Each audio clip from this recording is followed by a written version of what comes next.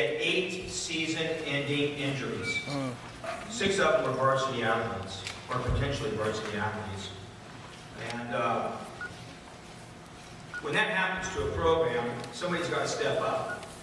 And we were fortunate enough to have a lot of our young guys, a lot of our JVs, step up and get some varsity time in the room.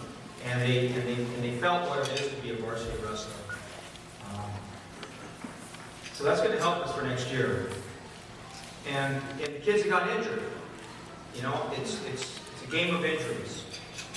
And I can tell you that for a fact. That you see 2 coaches right now, we're about as banged up as anybody in the room.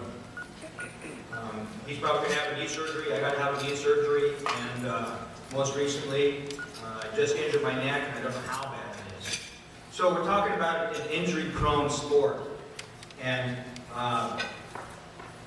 that's probably what held us back a little bit on getting to probably a second CIF team. So with the team that we had, bringing into CIF, we ended up coming back and taking 3rd. And the beauty of it is that our league, if you know this or not, was 1st, 2nd, and 3rd in CIF. So we have the toughest league in our CIF. The toughest league in our CIF. And with an injury-ridden team, we came in and took 3rd. So I'm really pleased with, number 1, our young guys stepping up. Number 2, the guys that were in the wars, week in and week out, watching them develop, and watching them prepare for the end of the season. It's kind of bittersweet. I've never, ever in my coaching career not have an individual go to state. This is the first year I never had anybody go to state, except for 1 kid. And we're going to talk about him right now.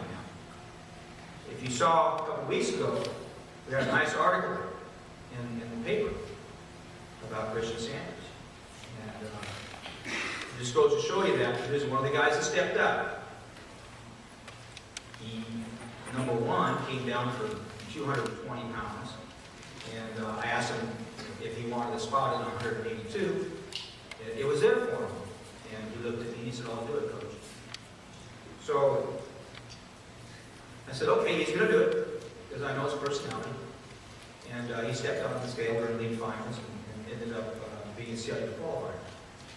And if you've been around Christian, when you saw him as a freshman, and you see him till now, that was a little puppy boy, and now he's turning into a little man. So I didn't have a wrestler go to state to compete, but I had a wrestler come in and represent our school and represent our pro. So, Christian, stand up.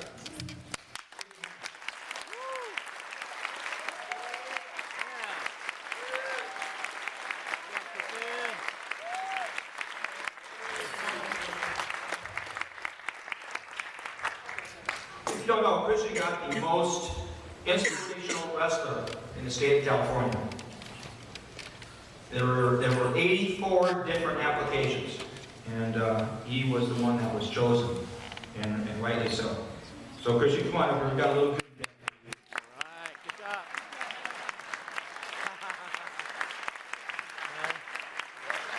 I remember 2 years ago, I took Christian to one of our first freestyle tournaments, and this is a funny story.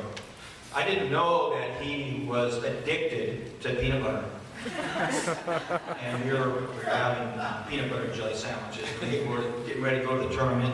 We all walk out of the motor home, and I come back, and every bit of that peanut butter was gone. So you know where it went. But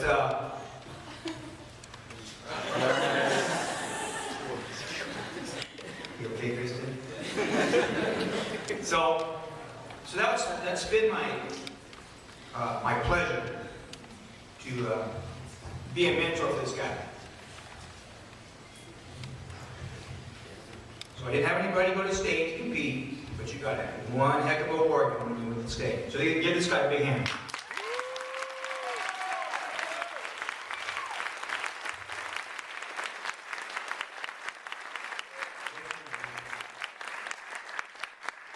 One thing about Christian, you give him instruction, and he's going to do it. When he says he's going to make 182, he went out there and did it. It's pretty fun to watch him.